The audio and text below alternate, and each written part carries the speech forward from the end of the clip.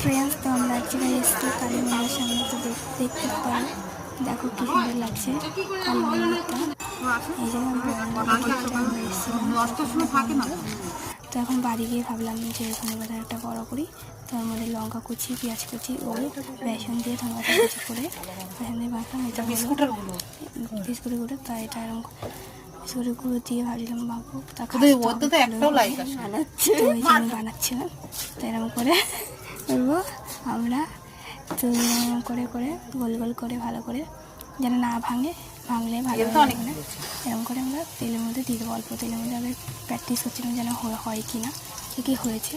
তো এরকম করে করে হয়ে যাবে, করলাম, করে নিয়েছি আমরা এরকম করে অনেকগুলো হবে। তারপরে আমরা ভাবলাম চা দিয়ে খাবো, তো চাটা মনে হয়ে গেছিলো। তো এই দেখো এরকম করে বানালাম সবগুলো অল্প তেলে, জানি না এই অল্প তেলে যদি হয়ে যায় ভালো তো। তারপরে লাল লাল করে ভেজে নেব।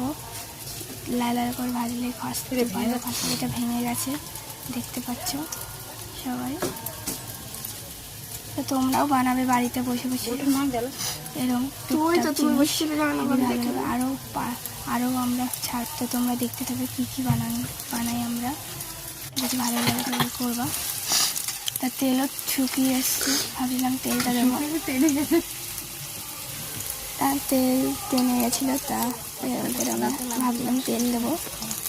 তা তেল ঢাকনা খুলে এর মধ্যে তেলটা ঢালছি, ঠান্ডা হয়ে গেলে বেশি ছিটায়, তো তেল বেশি ঢেলে নিচ্ছি। আমাদের সন্ধ্যার টিফিন এটা হচ্ছে চা আর ধনেপাতার পকোড়া। তো হয়ে গেছে ধনেপাতা পকোড়া, ওই চা আর হলো ওই চপ, ধনেপাতার চপ। তো কেমন লাগলো লাইক সাবস্ক্রাইব কমেন্ট করবে ভাই।